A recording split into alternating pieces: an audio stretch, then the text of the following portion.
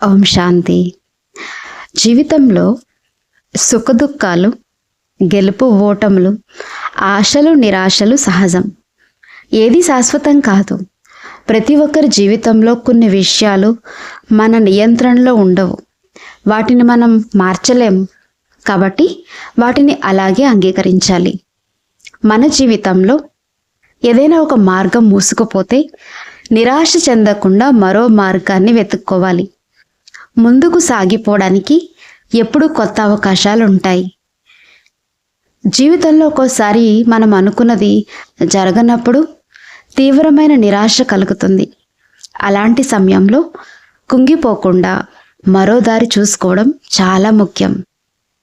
నిరాశ ఎంత తీవ్రంగా ఉందంటే కొందరు చదువులో లేక అనుకున్న లక్ష్యాల్లో ఓడిపోయినప్పుడు ప్రాణాలు తీసుకోవాలనే ఆలోచనలో కూడా గురవుతుంటారు.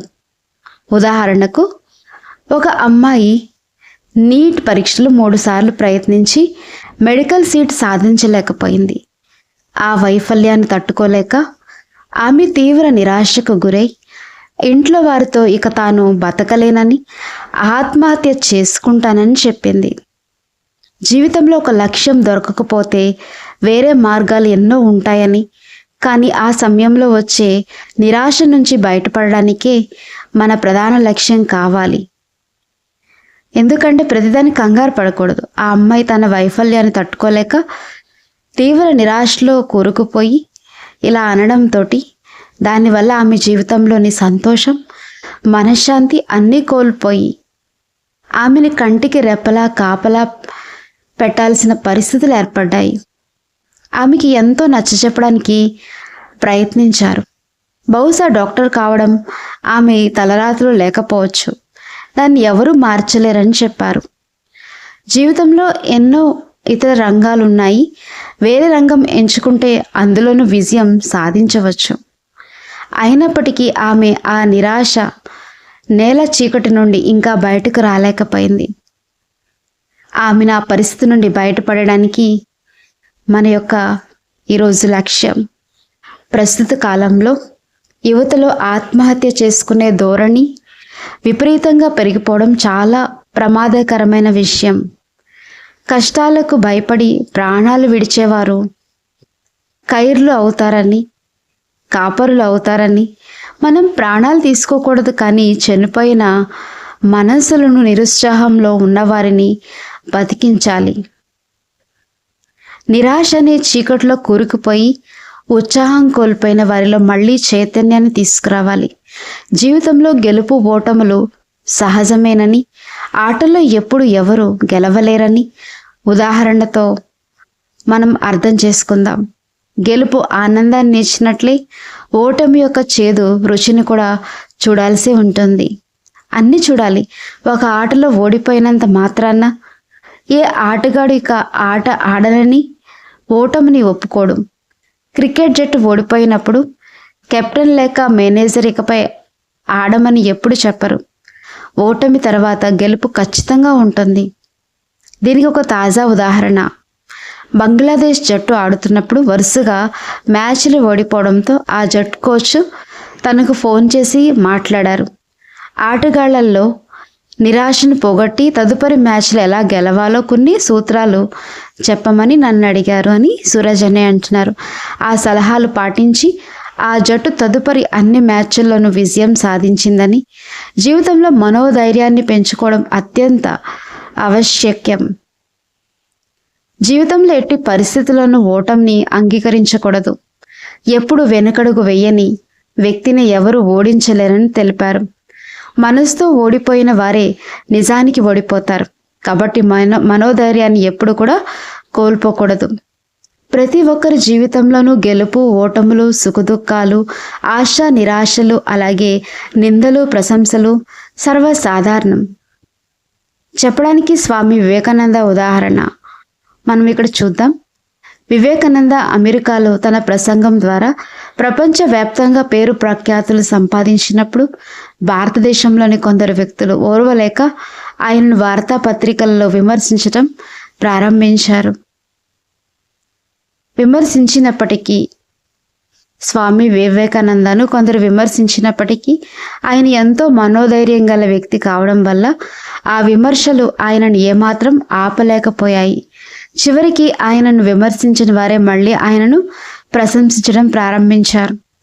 అమెరికాలో ఆయన ప్రసంగించిన సభలో దేశ విదేశాల నుండి ఎంతోమంది పెద్ద పెద్ద విద్వాంసులు, పండితులు కూర్చున్నప్పటికీ వారికి పెద్దగా గుర్తింపు దక్కలేదు. కానీ కేవలం 28 సంవత్సరాల వయసు గల ఆ యువ సన్యాసి ఒక వాక్యంతో, అమెరికా సోదర సోదరీమణులారా అని ఆ ఒక వాక్యంతో ప్రపంచవ్యాప్తంగా అపారమైన కీర్తిని సంపాదించుకున్నారు. స్వామి వివేకానంద అమెరికా సోదరి సోదరులారా అని పలకరించగానే ఆ సభాభవనం అంతటా ఒక విద్యుత్ ప్రవాహం లాంటి శక్తి వ్యాపించింది. అక్కడున్న వారందరూ నిలబడి చప్పట్లు కొట్టారు. మనం చిన్నతనంలో పాఠశాలలో చదువుకున్నప్పుడు, అప్పట్లో చిన్నపిల్లలుగా ఉన్నప్పుడు ఆ మాటలకు కరెంట్ ఎక్కడి నుండి వచ్చింది అని ఆశ్చర్యపోయేవాళ్ళమని. ఎందుకంటే అప్పట్లో మనకు తెలిసింది కేవలం విద్యుత్ కరెంట్ మాత్రమేనని చెప్పుకొచ్చారు. అయితే జ్ఞాన మార్గంలోకి వచ్చిన తర్వాతే అసలు విషయం అర్థమైంది. ఆయన మాట్లాడిన మాటలతో పాటు ఆయన నుంచి వెలువడిన అత్యంత శక్తివంతమైన వైబ్రేషన్స్ కూడా అక్కడున్న వారిపై ప్రభావం చూపాయి. స్వామి వివేకానంద కేవలం 2.5 నిమిషాల ప్రసంగం అందరిపై ఎంతో ప్రభావం చూపింది. ఈరోజు మనం మన మనసును ఎలా శక్తివంతంగా చేసుకోవాలి మరియు మనోశక్తులను దయానంద జీవితంలో ఎలా ఉపయోగించాలనే విషయాన్ని నేర్చుకోవాలి. ప్రస్తుత కాలంలో యువతలో విపరీతంగా పెరుగుతున్న మరియు అందరినీ ఆందోళనకి గురి చేస్తున్న ఒక పెద్ద సమస్య గురించి ఇప్పుడు మనం విందాం. అదే డిప్రెషన్, అదే కుంగిపాటు. యువతలో మానసిక రుగ్మతలకు ఓసిడి అంటే ఎన్నో పేర్లు ఉన్నప్పటికీ ఆ పేర్లతో మనకు పని లేదని డాక్టర్లు వాటిని అర్థం చేసుకుంటారు.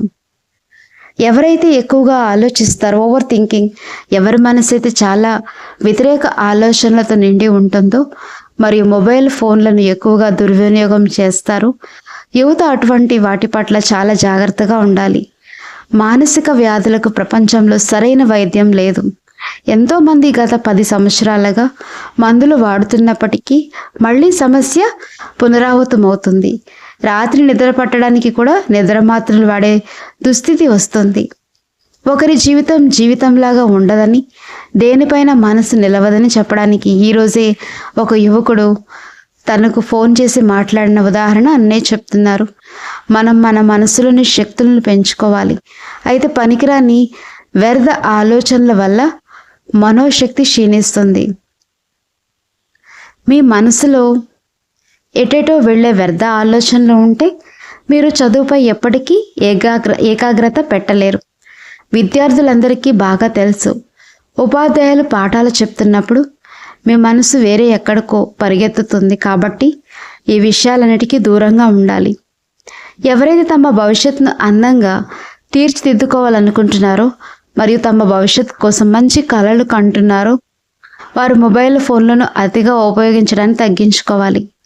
విద్య కోసం ల్యాప్టాప్లు లేక మొబైల్స్ ఉపయోగించడం అవసరమే అయినప్పటికీ సోషల్ మీడియాలో రీల్స్, వీడియోలు మరియు సినిమాలు చూడడానికి వాటిని వాడితే మన మనసు చెడిపోతుంది మరియు మనోశక్తి క్షీణిస్తుంది.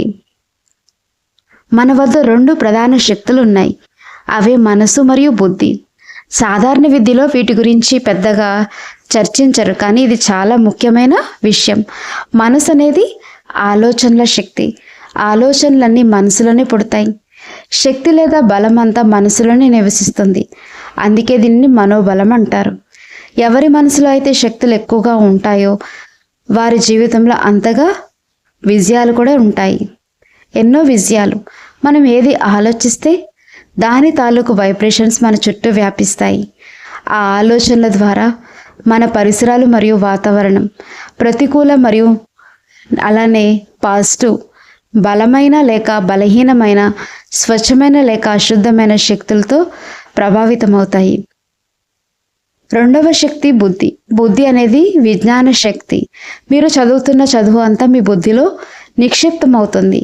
మీకున్న జ్ఞానాన్ని ఒక వివేకం లేక విజ్ఞానంగా మార్చుకోవడం చాలా లోతైన మరియు ముఖ్యమైన విషయం.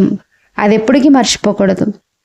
విద్యార్థులు తమ చదువును కేవలం సమాచారంగా కాకుండా తమ సొంత వివేకం మరియు అంతర్దృష్టిగా మార్చుకోవడం చాలా అవసరం. మనసులో అపారమైన శక్తులు ఉన్నాయి. దీనికి సంబంధించిన ఒక నిజ జీవిత సంఘటన ఇప్పుడు మనం తెలుసుకుందాం. గుజరాత్కు చెందిన ఒక ఇంజనీరింగ్ కాలేజ్ ప్రొఫెసర్ తన జీవితంలో జరిగిన ఒక అనుభవాన్ని గుర్తు చేసుకున్నారు. ఆ కాలేజీలో విద్యార్థులు ఇంగ్లీష్ సబ్జెక్ట్లో చాలా బలహీనంగా ఉండేవారు. ఫలితంగా వారి టోటల్ రిజల్ట్ కూడా చాలా పూర్గా వచ్చేది. విద్యార్థులు ఆంగ్లంలో ఎందుకు వెనకబడుతున్నారో తెలుసుకోవడానికి ఆ లెక్చరర్ ప్రయత్నించగా, గతంలో ఉన్న ప్రొఫెసర్ క్లాసులోకి రాగానే అందరినీ విపరీతంగా అరుస్తూ తరగతిలో భయానక వాతావరణం సృష్టించేవారు అని అక్కడున్న విద్యార్థులు తెలిపారు. అంతేకాకుండా, మీరంతా గాడిదలు, నా పేరు చెడగొడుతున్నారు, నా రిజల్ట్ పాడు చేస్తున్నారు, కష్టపడి చదవడం లేదు అంటూ విద్యార్థుల్ని ఎప్పుడు తక్కువ చేసి మాట్లాడేవాడు. దాంతో అందరూ భయపడిపోయేవారు అని అక్కడున్న పిల్లలు చెప్పారు. ఆ ప్రొఫెసర్ తన పరిశోధన బృందంతో కలిసి ఆలోచించి పిల్లల మనసులో నింపిన ఆ భయం మరియు వారిని తిట్టిన తప్పుడు మాటల కారణంగానే వారి బుద్ధి స్థాయి తగ్గిపోయి బలహీనపడింది. విద్యార్థులు తన మనసులోని భయాన్ని పోగొట్టడానికి ఆ ప్రొఫెసర్ ఒక సరికొత్త టెక్నిక్ని ప్రవేశపెట్టారు. క్లాస్ ప్రారంభం కాగానే అందరినీ 1 నిమిషం పాటు ప్రశాంతంగా కూర్చోబెట్టి మంచి భావనలతో తనతో పాటు కింద సానుకూల వాక్యాలని మనసులో అనుకోమనేవారు. నేను చాలా బుద్ధిశాలిని, నేను చాలా మంచి విద్యార్థిని, నాకు మంచి నడత శీలం కూడా ఉంది. విద్యార్థులు ప్రతిరోజు ఉదయం తరగతుల్లో ఈ సానుకూల వాక్యాలను మననం చేసుకోవడం ప్రారంభించారు. నేను నా వంశం పేరును మరియు కులం పేరును ప్రకాశింపచేస్తాను, నా భవిష్యత్తు చాలా అందంగా ఉంటుంది. ఈ పద్ధతిని రోజు క్రమం తప్పకుండా ఆచరించటం వల్ల కేవలం మొదటి సంవత్సరంలోనే 10% ఉన్న ఉత్తీర్ణత శాతం ఏకంగా 60% పెరిగింది. అలాగే 3 ఏళ్లలో అది 100% చేరుకుంది. మాతలు ఎప్పుడు కూడా తమ పిల్లల మనసులో నిరాశను నింపకూడదు, ఎల్లప్పుడూ వారిని ప్రోత్సహించాలి. చిన్న పిల్లలను నిద్ర లేపేటప్పుడు వారి చేత నేను బుద్ధిశాలిని అని 3 సార్లు పలికించాలి. చాలామంది మాతలతో ఈ ప్రయోగం చేయించగా అద్భుతమైన ఫలితాలు వచ్చాయి. విద్యార్థులు తమ తరగతుల్లో తామే స్వయంగా ఉదయం లేవగానే 3 నుండి 5 సార్లు ఈ విధంగా అభ్యాసం చేయడం ద్వారా చాలా మంచి ఫలితాలను పొందవచ్చు అని అన్నయ్య అన్నారు. మనం మన శక్తుల్ని పెంచుకోవాలి. భగవంతుడు మన పరమ తండ్రి అని మనమందరం నమ్ముతాం. ఈ సత్యాన్ని ప్రతి ఒక్కరూ కూడా గుర్తుంచుకోవాలి. భగవంతుడే మన పరమ తండ్రి అని మర్చిపోకండి. మనం ఆ భగవంతుని పిల్లలం. సింహం యొక్క పిల్ల సింహమే అయినట్లుగా మనం కూడా ఆ సర్వశక్తివంతుడైనటువంటి భగవంతుని సంతానం. అయితే మనం ఆ భగవంతుడిలాగా సర్వశక్తివంతులం కాకపోయినా ఆయన పిల్లల్లాగా మనలోని అపారమైన శక్తులు ఉన్నాయి. ఈ సత్యాన్ని కేవలం ఒక్కసారి మనసారా అంగీకరిస్తే చాలు, మన ఆత్మిక శక్తి క్రమంగా పెరుగుతుంది. సర్వశక్తివంతుడైన భగవంతుడి సంతానం, నేను అత్యంత శక్తివంతుణ్ణి అనే సత్యాన్ని అంగీకరిస్తే చాలు, మనలో అంతర్గత శక్తులు క్రమంగా పెరుగుతాయి. ఇక మానసిక శాస్త్రానికి సంబంధించిన చాలా ఉపయోగకరమైన మరియు ముఖ్యమైన విషయమైన సబ్ కాన్షియస్ మైండ్, అవచేతన మనసు గురించి తెలుసుకుందాం. మనోవిజ్ఞాన శాస్త్రవేత్తలు మొదట మనసును 3 భాగాలుగా విభజించారు. 1 కాన్షియస్ మైండ్ చేతన మనసు, సబ్ కాన్షియస్ మైండ్ అర్ధచేతన మనసు మరియు అన్కాన్షియస్ మైండ్ అచేతన మనసు అని ఇలా వివరించడం జరిగింది. ఇప్పుడు మనం సూపర్ కాన్షియస్ మైండ్, అలానే సూపర్ కాన్షియస్ మైండ్ అంటే ఉన్నత చేతన మనస్సు అని అర్థం. దీన్ని కూడా మనకి ఇక్కడ అర్థం చేయించారు. అన్కాన్షియస్ మైండ్ ఐడియా ఉంది కదా, సూపర్ కాన్షియస్ మైండ్ యాడ్ చేద్దాం. అంతర్ మనస్సు, మనం ఆలోచించే బాహ్య మనసు ఎప్పుడైతే శాంతంగా మారుతుందో అప్పుడు మన అంతర్ మనసు అనేది మేల్కొంటుంది. ప్రతి మనిషి దయానంద జీవితంలో అంతర మనసు 2 సందర్భాల్లో వాటంతట అవే క్రియాశీలకంగా అవుతాయి. ఉదయాన్నే కళ్ళు తెరిచినప్పుడు ఆ సమయంలో మనసు ప్రశాంతంగా ఉంటుంది కాబట్టి అంతర్ మనసు మేలుకొని ఉంటుంది. రాత్రి నిద్రలోకి వెళ్లే ముందు, నిద్రపోయే సమయంలో కూడా సబ్ కాన్షియస్ మైండ్ మేల్కొని ఉండి రాత్రంతా కూడా పనిచేస్తుంది.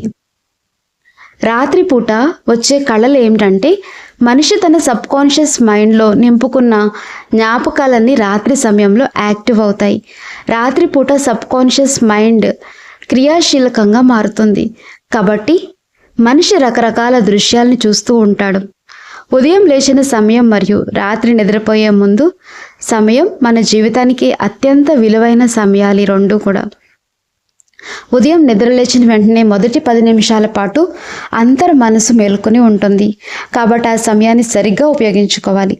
ఉదయం లేచిన వెంటనే నేను చాలా బుద్ధిశాలిని అని 3 నుండి 5 సార్లు మననం చేసుకుంటే మీ బుద్ధి వికసిస్తుంది. ఎందుకంటే సబ్ కాన్షియస్ మైండ్ దాన్ని అంగీకరించి అలాగే పనిచేస్తుంది. ఈ ప్రయోగాన్ని మేము చాలా మందితో చేయించాము కూడా. నేడు చాలా మందిలో పరీక్షల భయం, ఒంటరిగా వెళ్ళాలంటే భయం, మనుషుల్ని చూస్తే భయం, లేక బల్లిని చూస్తే భయం వంటి రకరకాల భయాలు ఉంటాయి. ఎలాంటి భయమైనా సరే ఉదయం లేవగానే కేవలం 21 రోజుల పాటు 2 అభ్యాసాలు చేయాలి. ఇది జీవితాంతం చేయాల్సిన అవసరం లేదు. కొందరికి 7 రోజుల్లో, మరికొందరికి 11 రోజుల్లో, ఇంకొందరికి 21 రోజుల్లో తగ్గిపోతుంది. ఉదయం లేవగానే మొదటి 3 నిమిషాల్లో నేను చాలా శక్తిశాలి, నిర్భయుణ్ణి అని మననం చేసుకోవాలి. చాలా శక్తిశాలి, నిర్భయుణ్ణి అని మననం చేసుకోవాలి. మనకు చాలా ముఖ్యమైనది కాబట్టి మనం లెగిసిన వెంటనే అభ్యాసం చేయాలి. వెంటనే మొదటి నిమిషం, 3 నిమిషాలు లేక 5 నిమిషాల పాటు మీరు ఏది ఆలోచిస్తే అదే జరగడం మొదలవుతుంది. అయితే ఇది ఒక రోజుతో కాదు, కనీసం 7 రోజులు లేక 21 రోజుల పాటు మీరు ఏది కోరుకుంటున్నారో ఉదయం లేవగానే అదే ఆలోచించాలి. ఉదయం లేవగానే చదువు ఒక పెద్ద సమస్య అని బలహీన విద్యార్థులు తమ సబ్ కాన్షియస్ మైండ్లో నింపుకుంటున్నారు. అలా కాకుండా నాకు నా చదువు అంటే చాలా ఇష్టమని సంకల్పం చేసుకుంటే ప్రతిదీ మెరుగుపడుతుంది. మీరు చదువు గురించి లేక కోరుకున్న విషయాల గురించి కనీసం 5 సార్లు గట్టి సంకల్పం చేసుకోవాలి. ఉదయం నిద్ర లేచిన వెంటనే కేవలం మీరు కోరుకునే విషయాలనే ఆలోచించాలి. నేను చాలా అదృష్టవంతుణ్ణి అని 5 సార్లు మననం చేసుకుంటే కొన్ని రోజుల్లోనే మీ అదృష్టపు నక్షత్రం ప్రకాశించడం మీరు గమనించవచ్చు. నేను చాలా సంతోషంగా ఉన్నాను, నేను చాలా ఆనందంగా ఉన్నాను అని మననం చేసుకోవాలి. చాలామందికి జీవితంలో సంతోషం ఉండదు. కొందరు యువకులు తమ తండ్రిని చిన్నప్పటి నుండి కోపంతో చూడడం, తిట్లు వినడం జరిగిందని చెప్తూ ఉంటారు. ఒకవేళ మీ జీవితంలో సంతోషం లేకపోయినా ఉదయం లేవగానే నేను చాలా అదృష్టవంతుణ్ణి అని 5 సార్లు గుర్తు చేసుకుంటే మీకు మంచి అనుభవాలు ఎదురవుతాయి. ఇవి కేవలం సిద్ధాంతపరమైన జ్ఞానం కాదు. చాలామంది ఈ పద్ధతిని పాటిస్తూ మంచి ఫలితాలని పొందుతున్నారు. ఒకవేళ మీకు పరీక్షల భయం ఉన్నా లేక మరేదైనా భయం వేసినా ఉదయం కళ్ళు తెరిచిన వెంటనే 5-6 సార్లు నేను చాలా శక్తిశాలి ఆత్మను, విజయం నా జన్మసిద్ధ హక్కు అని మననం చేసుకోవాలి. ఈ అభ్యాసం చేయడం వల్ల హాల్కి భయపడి, ఎగ్జామినేషన్ హాల్కి భయపడుతూ వెళ్లకుండా సింహంలా ధైర్యంగా వెళ్ళి సంతోషంగా పరీక్ష రాసి వస్తారు. ఎగ్జామ్ హాల్ వరకు వెళ్ళేసరికి వణికిపోయే విద్యార్థులు కూడా ఎంతో ధైర్యంగా వెళ్తారు. చాలామంది విద్యార్థుల యొక్క ప్రత్యక్ష అనుభవం నేను మీకు ఇక్కడ చెప్తున్నాను. నేను మీకు పూర్తిగా ఆచరణాత్మకమైన పద్ధతుల్ని అందిస్తున్నాను. మీరు ఆలోచించండి. మీరు ఏ తరగతిలో ఉన్నా మీకు కావలసిన మార్కుల్ని ఒక పెద్ద కాగితంపై కంప్యూటర్ ప్రింట్ తీయించుకుని మీరు పడుకునే ప్రదేశంలో ఎదురుగా ఉండే గోడలపై స్పష్టంగా రాసి ఉంచాలి. పాఠశాలలోని ఉపాధ్యాయులు కూడా ఈ పద్ధతిని తమ విద్యార్థులకు నేర్పించవచ్చు. మార్కుల శాతాన్ని కానీ లేక physics, mathematics, chemistry, Hindi, English, Geography, history అంటే అన్ని ప్రతి సబ్జెక్టులో 100కి పైగా ఎన్ని మార్కులు కావాలో విడివిడిగా రాసుకోవచ్చు. ఉదయం కళ్ళు తెరిచిన వెంటనే దాన్ని శ్రద్ధగా చూస్తూ అందుటి మంచి మార్కులు ఇప్పటికే వచ్చేస్తున్నట్లుగా భావిస్తూ ఆనందించాలి. ఇలా రాసి పెట్టాం, కానీ ఇవి నిజంగా ఎలా వస్తాయి? నా ప్రిపరేషన్ సరిగ్గా లేదు, నేను ఈ సబ్జెక్ట్లో బలహీనుణ్ణి, ఇది ఎలా సాధ్యమవుతుంది అని ఉదయం లేవగానే ఆలోచించకూడదు. ఇవన్నీ కొన్ని రోజుల్లోనే సర్దుకుంటాయి. కేవలం 5 నుండి 7 రోజులు ఆలోచించడానికి సమయం పడుతుంది. ఆ తర్వాత ఉదయం లేవగానే ఆ గోడపై రాసిన దాన్ని చూస్తూ ఇంతే మార్కులు వస్తాయని గట్టి సంకల్పం చేయాలి. గుజరాత్లోని నదియాడ్ ప్రాంతానికి చెందిన ఒక విద్యార్థి 12వ తరగతిలో నాకు 93% వస్తాయి అని రాస్తే సరిగ్గా అలాగే 93% మార్కులు వచ్చాయి. మరొక విద్యార్థి 95% వస్తాయని రాస్తే ఖచ్చితంగా 95% మార్కులే వచ్చాయి. 11వ తరగతిలో ఇంగ్లీష్ సబ్జెక్ట్లో కేవలం 28 మార్కులు మాత్రమే తెచ్చుకుని చాలా బలహీనంగా ఉన్న ఒక అమ్మాయి ఈ అభ్యాసాలు చేయడం ద్వారా ఒకే సంవత్సరంలో తన మార్కుల్ని ఏకంగా 82కి మార్చుకుంది. ఇవన్నీ సబ్కాన్షియస్ మైండ్ అద్భుతమైన ప్రయోగాలు. ఉదయం కళ్ళు తెరిచిన వెంటనే ఇంగ్లీష్లో లేక మరేదైనా సబ్జెక్ట్ని ఉద్దేశించి అభ్యాసాలు చేయాలి. చాలామందికి ఇంగ్లీష్ కష్టంగా అనిపిస్తుంది, ఎందుకంటే వారి చేతన మనసులో ఇంగ్లీష్ చాలా కష్టమైన విషయం. బ్రిటిషర్లు వెళ్ళిపోయినా మనకు ఈ సమస్యను మిగిల్చారు. ఇది మన వల్ల కాదు అనే భావన నిండిపోయి ఉంటుంది. విదేశాలకు చెందిన ఒక సైకాలజీ ప్రొఫెసర్ ఇంటర్వ్యూలో మన మెదడులో వివిధ విషయాల కోసం వేరువేరు కేంద్రాలు ఉన్నాయని చెప్పారు. ఒక పిల్లవాడు ఇంగ్లీష్ నాకు చాలా కష్టమని పదే పదే అనుకుంటే ఆ ఇంగ్లీష్కు సంబంధించిన మెదడు కేంద్రం మూసుకుపోతుంది. ఆ ప్రొఫెసర్ ఆ కేంద్రాన్ని సంగీతం ద్వారా తెరవచ్చని చెప్పారు. అయితే ఏ సంగీతం ద్వారా పిల్లలు అర్థం చేసుకుంటారనే దానిని మేము ఈ కింద విధంగా మార్చాము. ఆ మెదడు కేంద్రాన్ని మనం తెరిచి ఉంచాలంటే ఉదయం లేవగానే I love English, I love very intelligent in English, English is my favourite subject అని పూర్తిగా సానుకూల ధృవీకరణాలు చేసుకోవాలి. నేను గణితాన్ని చాలా బాగా ఇష్టపడతాను, గణితం నాకు ఒక ఆటలాగా లాంటిది, దీనిలో నాకు విపరీతమైన ఆనందం కలుగుతుంది అని అనుకుంటే ఆ కేంద్రాలు తెరుచుకుంటాయి. మ్యాథమెటిక్స్, ఫిజిక్స్ మరియు ఇంగ్లీష్ వంటి సబ్జెక్టులని కష్టంగా భావించే విద్యార్థులతో మేము ఈ అభ్యాసాలు చేయించగా చాలా మంచి ఫలితాలు, అద్భుతమైన అనుభవాలు వచ్చాయి. నేను మీకు ఒక వాక్యం చెప్తున్నాను, మొదట ఇంగ్లీష్లో, ఆ తర్వాత హిందీలో. Bring change into your thoughts and your world will change. మీ ఆలోచనలో మార్పు తెచ్చుకోండి, మీ ప్రపంచమే మారిపోతుంది. చిన్నవారైనా పెద్దవారైనా ప్రతి ఒక్కరూ తమ ఆలోచన విధానాన్ని, ప్రవర్తనను మార్చుకోవాలి. మీ ముందుకు ఒక అత్యంత లోతైన విషయాన్ని ఉంచుతున్నాను. ఇది మీకు భవిష్యత్తులో చాలా ఉపయోగపడుతుంది. ఈ లోతైన విషయాలు మీరు ఎక్కువగా పిహెచ్డి చేసినా లేక వారి థీసిస్ను చదివినా ఎక్కడా కూడా రాయబడి ఉండవు. మన ప్రతి ఆలోచన నుండి శక్తి ఉత్పత్తి అవుతుంది. ఆ శక్తి మొదట మెదడులోకి వెళ్ళి ఆ తర్వాత చుట్టూ ప్రసరిస్తుంది. ప్రతికూల ఆలోచనల ద్వారా ప్రతికూల శక్తి, సానుకూల ఆలోచనల ద్వారా సానుకూల శక్తి, శక్తివంతమైన ఆలోచనల ద్వారా శక్తివంతమైన శక్తి, అలాగే బలహీనమైన ఆలోచనల ద్వారా బలహీనమైన శక్తి వ్యాపిస్తుంది. మనసు మరియు ఆలోచనలను మార్చటం వల్ల ఏమేమి జరుగుతాయో తెలియజేసే ఒక సంఘటన గుర్తు తెచ్చుకుందాం. ఒక వ్యక్తికి మరణశిక్ష ఖరారైనప్పుడు మనసు యొక్క శక్తిని ఉపయోగించి ఒక ప్రయోగం చేయాలని సైకాలజీ శాస్త్రవేత్తలు భావించారు.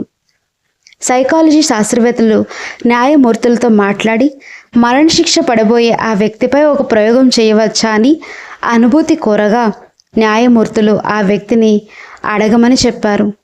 ఆ వ్యక్తితో, ఉరిశిక్ష వేస్తే నీకు కూడా చాలా బాధ కలుగుతుంది, కాబట్టి మేము నిన్ను ఒక విషపూరితమైన పాము చేత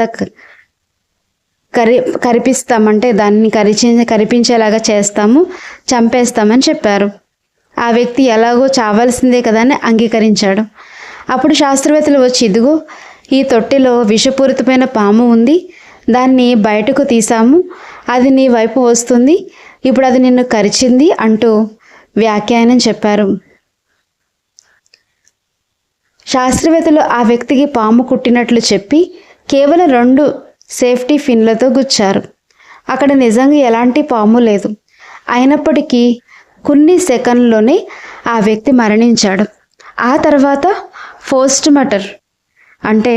మార్టం శరీర పరీక్ష చేసి చూడగా అతని శరీరంలో పాము విషం లభించింది. పిన్నులు మాత్రమే గుచ్చినప్పటికీ నన్ను కోబ్రా పాము కరుస్తుందని అతని మనసులోని సంకల్పమే ఆ విషయాన్ని సృష్టించింది. గుజరాత్లోని కచ్ ప్రాంతంలో 2001 జనవరి 26వ తేదీ ఉదయం 8 గంటలకు ఒక అతిపెద్ద భూకంపం సంభవించింది. ఆ సమయంలో అక్కడ ఒక పెద్ద ప్రభుత్వ ఆసుపత్రి ఉండేది. ఆ ఆసుపత్రిలోని ఐసీయూలో పక్షవాతం వచ్చి జ్వరం కారణంగా మాట్లాడలేని స్థితిలో ఉన్న ఒక రోగి చికిత్స పొందుతున్నాడు. అతని ముక్కుకు గ్యాస్ సిలిండర్లు మరియు అనేక రకాల ట్యూబులు అమర్చబడి ఉన్నాయి. ఒక్కసారిగా భూమి తీవ్రంగా కంపించడం మొదలైంది. గోడలు కదలడం, ఇళ్ళు కూలిపోయే శబ్దాలు రావడంతో అందరూ భయపడి పరుగులు తీశారు. డాక్టర్లు, నర్సులు, రోగులతో పాటు వచ్చిన సహాయకులు కూడా తమ ప్రాణాలను కాపాడుకోవడానికి అక్కడి నుండి పారిపోయారు. ఆ సమయంలో ఆ మంచం మీద ఉన్న రోగి నన్ను కాపాడండి, సహాయం చేయండి అని గట్టిగా అరిచాడు. కానీ ఎవరు రాలేదు.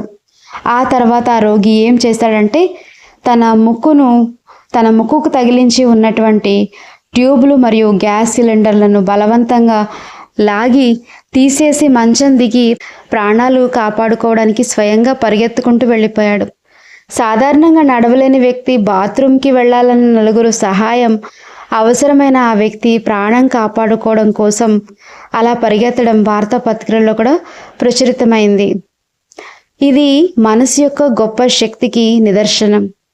క్యాన్సర్ రోగులపై కూడా దీనికి సంబంధించిన అనేక ప్రయోగాలు చేశారు. అవి చాలా మంచి ఫలితాలని కూడా ఇవ్వడం జరిగింది. మేము ఇదంతా ఎందుకు చెప్తున్నామంటే మీరు ఆలోచిస్తారని, పాజిటివ్గా ఉంటారని. అచ్చా, ఓం శాంతి.